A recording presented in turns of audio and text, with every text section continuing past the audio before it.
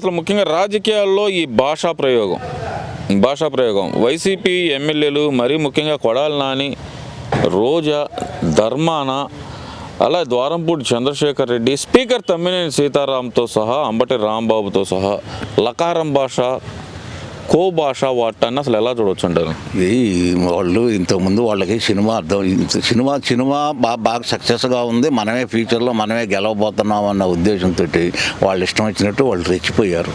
చాలామంది రెచ్చిపోయారు. ఇప్పుడు కొంతమందికి సినిమా అర్థమైపోయింది. వాళ్ళు చాలా వాటికి 100% సైలెంట్ అయిపోయారు. ఇక 10% ఉన్న వాళ్ళు యథావిధిగా వాళ్ళ భాష మార్చుకోవాలి. ఇప్పుడు కూడా మార్చుకోవాలి. ఎవరో ఉంచి ఒకళ్ళు కొడాలి నాని ఒకళ్ళు ఆ టైప్ వాళ్ళు కొంచెం. ఇప్పుడు రోజా ఇదివరకు నోరు ఎట్లా మాట్లాడింది. ఇప్పుడు మాట్లాడటానికి అవకాశం లేదు, మాట్లాడతలేదు. మనం కూడా చూస్తున్నాం, ఎక్కడ మాట్లాడతలేదు. ఆ ఉద్దేశంతో వాళ్ళకు కూడా అర్థమైపోయింది. నెక్స్ట్ మనకి పోటీ చేసినా గెలవమనే సినిమా ఎమ్మెల్యేలకు కూడా అర్థమైపోయింది. అసలుకి ఈ రాష్ట్రంలో ఒక ఎమ్మెల్యేకి కానీ ఒక మంత్రికి కానీ ఇంటర్వ్యూలు లేని రాష్ట్రం అంటూ ఏదన్నా ఉంటే మన రాష్ట్రం తప్పితే ఎక్కడా లేదు. ఒక మినిస్టర్కి ఇంటర్వ్యూ లేదనంటే అసలుకి ఎక్కడైనా ఉందా? అసలుకి ఏ రాష్ట్రంలో అయినా మీరు చూశారు? అసలుకి ఎక్కడన్నా ఉందా? డైరెక్ట్గా కనీసం ఎమ్మెల్యేలకు లేకపోయినా కేసీఆర్ పక్క రాష్ట్రంలో ఎమ్మెల్యేలకు ఇంటర్వ్యూలు ఇవ్వకపోతే కనీసం మినిస్టర్లకన్నా అవకాశం వచ్చింది. ఇక్కడ అది కూడా లేదు. ఎమ్మెల్యేలకి అవకాశం లేదు, మినిస్టర్లకి అవకాశం లేదు, ఎవరికి అవకాశం లేదు. ఆ నలుగురు సలహాదారు, ఆ చీఫ్ సలహాదారు సజ్జల రామకృష్ణారెడ్డి పాలన అంతా జరుగుతుంది. వాళ్ళ మీదగానే నడుస్తుంది. దాని మీద మా జనానికి వాళ్ళకు కూడా అర్థమైపోయింది. వాళ్ళ సొంత పార్టీ వాళ్ళకు కూడా సినిమా అర్థమైపోయింది. ఇంకా వాళ్ళు ఏం చేస్తారు? ఇంకా కరెక్ట్గా ఇంకొక 3 నెలల్లో ఆంధ్రప్రదేశ్లో ఎలక్షన్లు వస్తున్నాయి. మరి ప్రస్తుతం ఉన్న ప్రభుత్వం అనేది ఎలా పనిచేసింది అంటారు ఈ 4 సంవత్సరాల 9 నెలల్లో? బాగా పనిచేస్తే నియోజకవర్గాల ఇన్ఛార్జీలు అందరినీ ఎందుకు మారుతున్నాడు? ఎమ్మెల్యేలను తీసుకెళ్ళి ఈ నియోజకవర్గం ఎమ్మెల్యేని తీసుకెళ్ళి ఇంకో నియోజకవర్గంలో ఆడ కూర్చోబెడుతున్నాడు. ఆ నియోజకవర్గంలో ఎమ్మెల్యేని తీసుకొచ్చి ఇక్కడ కూర్చోబెడుతున్నాడు. అసలు కొంతమందికి టికెట్లు లేవంటున్నాడు. ఈ ఇంటి ముందు పనికి చెత్త ఆ ఇంటి ముందు పనికి వచ్చిద్దా? అంటే ఇక్కడ ఆయన అంటుంది ఏంటంటే ఆ ఎమ్మెల్యేల మీద వ్యతిరేకత ఉంది, నా మీద లేదు కదా అంటున్నాడు. వ్యతిరేకత ఉందే అసలు హెడ్ ఆఫ్ ది డిపార్ట్మెంట్ మీద, వాళ్ళ మీద కాదు. అది కప్పిపుచ్చుకోవడానికి ఈ నాటకం అంత జగన్ నాటకం ఆడుతున్నారు. కానీ ఇక్కడ ముఖ్యంగా చూస్తే కనుక ఎమ్మెల్యేలను మార్చడం వల్ల సీట్లు గెలిచే అవకాశం ఉంది అని చెప్పి తెలంగాణ స్ట్రాటజీ. అంటే తెలంగాణలో 12 మందిని మారిస్తే 9 మంది గెలిచారు కదా, అదే ఆలోచనలో మరి జగన్మోహన్ రెడ్డి ఏమైనా ఉన్నాడు అనుకోవచ్చు అంటారా? అసలు కేసీఆర్ ముందుగానే తెలుసు, కేసీఆర్ ఓడిపోతానని ముందుగానే తెలుసు ఆయన. అందుకనే ఈయన కూడా ఏదో ఆయన అట్టన్న మారి ప్రయోగం చేస్తే ఏదన్నా మనం కూడా సక్సెస్ అవుతామన్న ఉద్దేశంతో ఆయన కొత్త ప్రయోగం చేస్తున్నాడు. అసలుకి ఈ దేశంలో మన రాష్ట్రంలో అభివృద్ధి అనేదే లేదు. యువత 5 సంవత్సరాలు అవుతుంది, ఉద్యోగం అనేది లేదు. ఏం అభివృద్ధి చేశాడని చెప్పి ఓట్లు వేస్తారు? ఇంట్లో సొంత అమ్మ మీద చెల్లి మీద ఇంట్లోనే వ్యతిరేకత ఉంది. బయట జనాల్లో నియోజకవర్గాల్లో వ్యతిరేకత ఉంది. ఎమ్మెల్యేలకు ఇంటర్వ్యూ లేదు, మంత్రులకు ఇంటర్వ్యూ లేవు. మరి ఇంకా అసలు ఉన్నంతా ఆయన మీదే వ్యతిరేకత ఉంది. అది కప్పుపుచ్చుకోవడానికి ఆయన నీ మీద సర్వేలో రిపోర్ట్ తేడా వచ్చింది, అందుకని నేను మారుతున్నాను, అందుకని ఏదేదో కహానీలు చెప్తున్నాడు. ఇందులో ఆయనకు తెలుసు ఎట్లయినా ఓడిపోతానన్న సంగతి ఆయనకు తెలుసు. అభివృద్ధి అనేది మేము వచ్చిన తర్వాతే జరిగింది అని అంటున్నారు కదా మరి జగన్మోహన్ రెడ్డి. ఏమి అభివృద్ధి జరిగిందో చెప్పాలిగా. పలానా ఒక రోడ్డులో ఒక గుంటాన్న పుడిచాడా? ఒక నియోజకవర్గంలో ఒక రోడ్డు వేసాడా? ఒక ప్రాజెక్టు కట్టాడా? ఒకటి ఇది చేశాడా? ఒక ఇల్లు కట్టాడా? పోని ఒక్క ఇల్లు కట్టిన పాపానుందా? చంద్రబాబు నాయుడు కట్టిన టిట్కో ఇల్లు కొద్దిగా రిపేర్ చేసి వాళ్ళ గృహప్రవేశానికి ఇల్లు రెడీగా ఉన్నాయి. వాళ్ళకి ఇవ్వడానికే దిక్కు లేదు. 31 లక్షలు సెంటు స్థలాలు పంచానని చెప్పి చాలా గొప్పగా చెబుతున్నాడుగా. పెంచుకున్నాడు. ఎంతకు పంచుకున్నాడు? 50 లక్షలు 40 లక్షలు ఎకరం, 30 లక్షలు 40 లక్షల కాడికి కొని 15 లక్షల కాడికి వాళ్ళకి కట్టి మిగిలిన డబ్బులన్నీ వాళ్ళు నూగి పంచారు.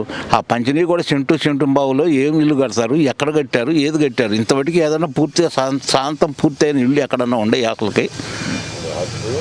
మరి వాళ్ళందరూ చూస్తే కనుక నేను పేదల పక్షపాతిని, చంద్రబాబు నాయుడు పెత్తందారుల పక్షపాతి అని అంటున్నాడు కదా మరి జగన్మోహన్ రెడ్డి. ఆయన నిజమే చెప్పాడు. నేను చాలా నిరుపేదని, నేను చాలా నిరుపేదని అని చెప్తున్నాడు. ఆయన నిరుపేదకైతే మరి ఇన్ని ఉండాలి. ఇన్ని బెంగళూరులో ఒక ప్యాలెస్ ఉంది, హైదరాబాద్లో ఒక ప్యాలెస్ ఉంది, మరి అక్కడ విజయవాడలో ఒక ప్యాలెస్ ఉంది, విశాఖపట్నంలో ఆడ కొండకు గుండు సున్నా కొట్టాడు. ఆడొక 500 పెట్టి ఆయన భార్యకి సంతోషపరచడం కోసం ఆడొకటి కట్టారు. అది ఏదో కోటి పుణ్యం అంటే ఆగిపోయింది.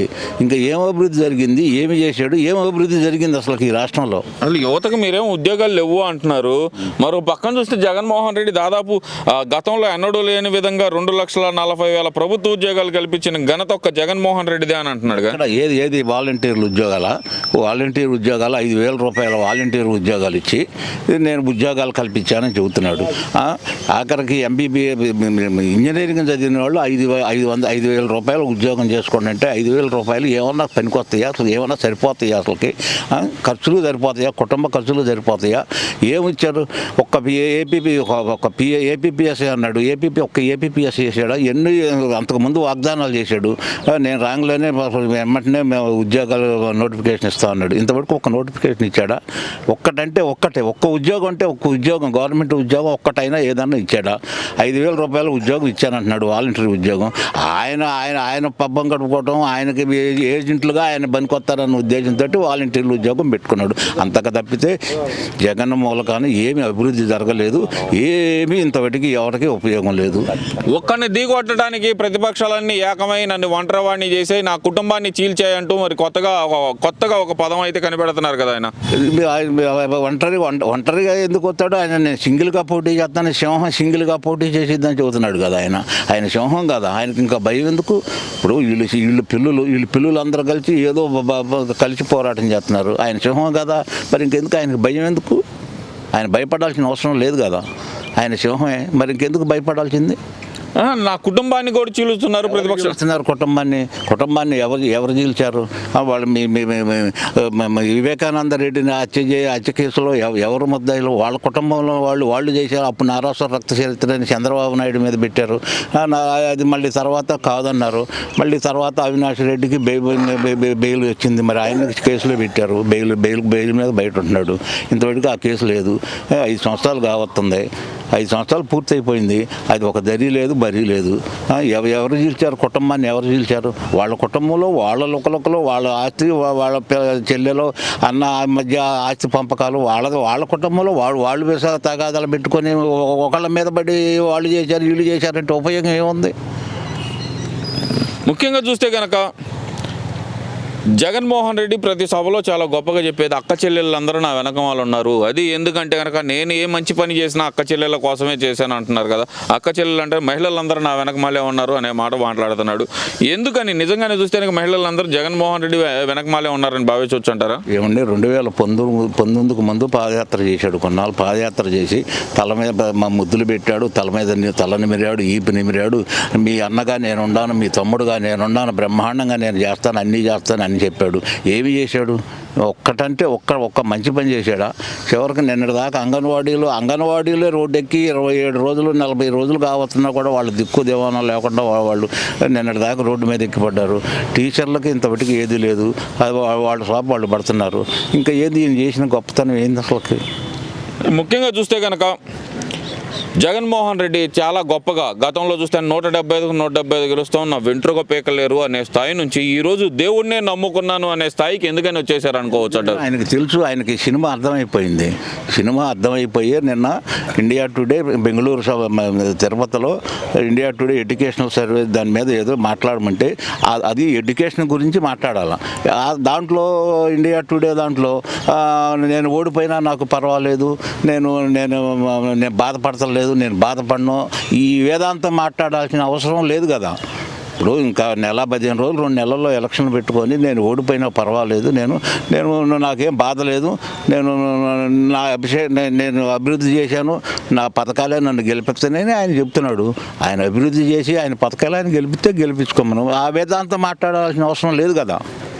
ఇక్కడ మరి అంత వేదాంత ధోరణి ఎందుకు వచ్చిందంటారు? గతంలో అంతకు ముందు చూస్తేనేమో మొన్నటి వరకు మా నమ్మకం నువ్వే జగన్ అంటూ ప్రతి ఇంటికి స్టిక్కర్లు వేశారు. ఇప్పుడు చూస్తే కనుక సాధికారిక యాత్ర అంటూ, సామాజిక సాధికారిక యాత్ర అంటే ఇంకో పక్కన చేస్తున్నారు. మరో పక్కన చూస్తే కనుక జగన్ అన్నే మా నమ్మకం, ఇవన్నీ ఓ పక్కన పెడితే కనుక గడప గడపకి మన ప్రభుత్వం, ఇలా వరుసన అన్ని కార్యక్రమాలు చేస్తా కూడా ఇంత నిర్వేదం అనేది. మరి అదే ఇండియా టుడే సర్వేలో 25కి 25 ఎంపీ సీట్లు గెలిచే అవకాశం ఉందని గతంలో వాళ్ళ ఛానల్స్ కానీ లేదంటే జగన్మోహన్ రెడ్డి గారు కానీ చెప్పిన సందర్భం. అయినా ఈ నిర్వేదం అంటే ఆయనకి ఇంత నిరాశ ఎందుకు వచ్చింది అనుకోవచ్చు అంటారు? నిర్వేదం ఇవాళ అసెంబ్లీ కాన్స్టిట్యున్సీలో కానీ ఎంపీ కాన్స్టిట్యున్సీలో కానీ పోటీ చేయడానికి ఎవరు ముందుకు రావట్లేదు.